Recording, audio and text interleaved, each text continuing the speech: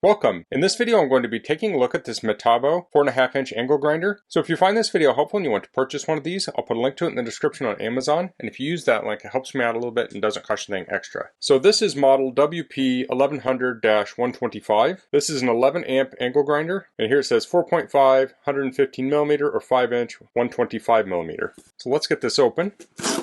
So this is the Metabo brand. There is also Metabo HPT, which is the old Hitachi brand, but this is just straight Metabo.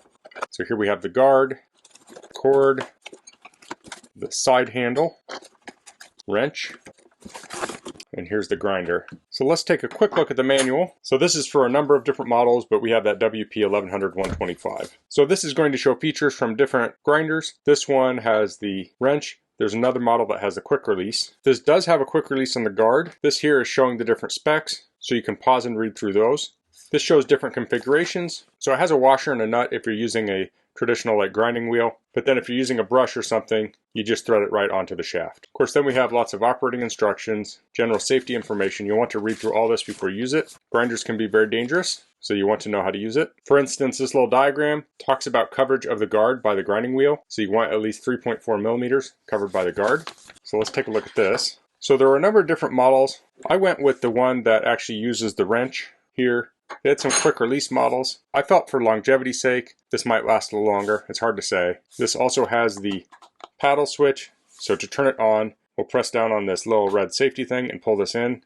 And this is a dead man switch. So if you're to drop it or something, it's going to open back up and turn off. So we can install the handle on the left or the right, like so. It's at a little more than 90 degrees to this handle. Then to put the guard on, you pull on this lever, slide this on here, should fit in a notch, like so, and then we can rotate it around.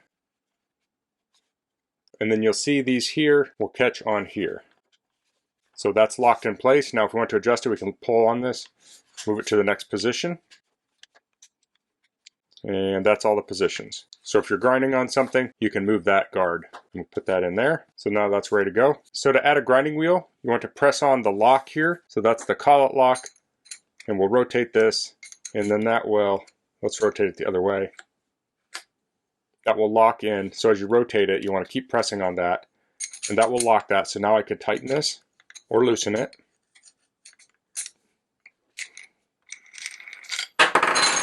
So now I can get a cutting wheel to put on this.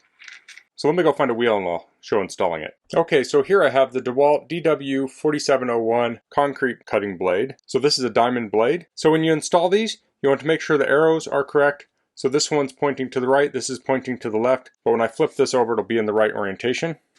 So I'll take this off.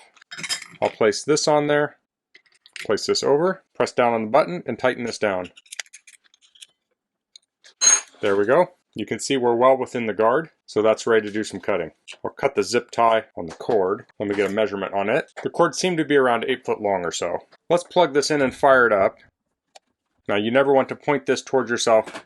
Now especially firing a blade up for the first time after you install it, you definitely do not want this in line with you, and you want to make sure the guard is in a safe area. So I have the guard in the back here protecting me. So to turn it on, I'll pull on this and I'll pull the paddle.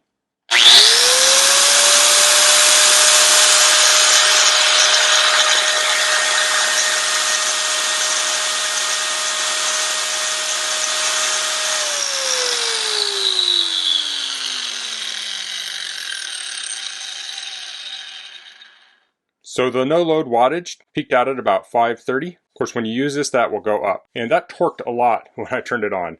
So it'd be better to have both hands on here.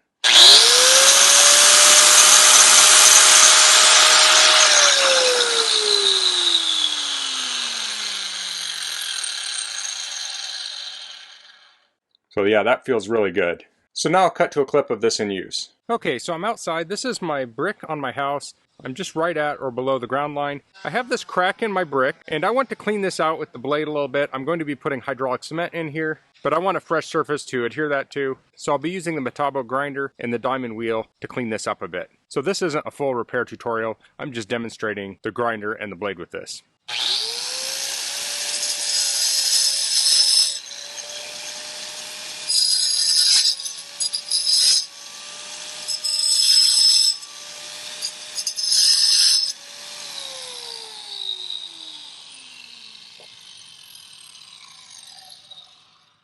So that cut like butter, no problem whatsoever. So I kind of want to dovetail this a little bit, where I'm going to open it up a little bit more on the inside than on the outside, and I'll have no problem doing that with this grinder and this blade.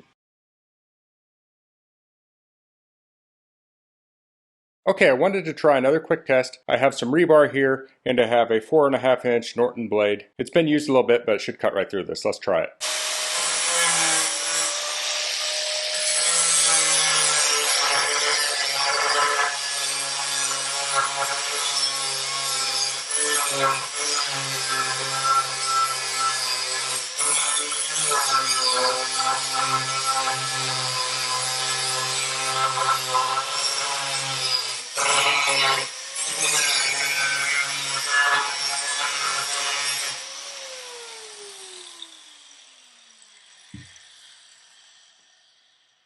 Okay, that cut through there fairly easily. I think the hardest part was just filming it. This is at a weird angle for me, but I think that worked well. So that's the Metabo WP1100 125 11 amp angle grinder. This is a huge upgrade over my previous angle grinder. This has lots of power. I think this is going to work well for me. Now, I'm not a professional. I'm just using this for handyman tasks. So I'll occasionally cut rebar, maybe cut some concrete with it, maybe remove paint. I really like the feel of this. It just feels really solid. I think it's going to last a long time. So that's all I'm going to cover in this video. If you have any questions, please leave them in the comments. If you liked this video, please click like. If you haven't subscribed to my channel, I'd appreciate it if you could do that. And thanks for watching. Until next time, goodbye.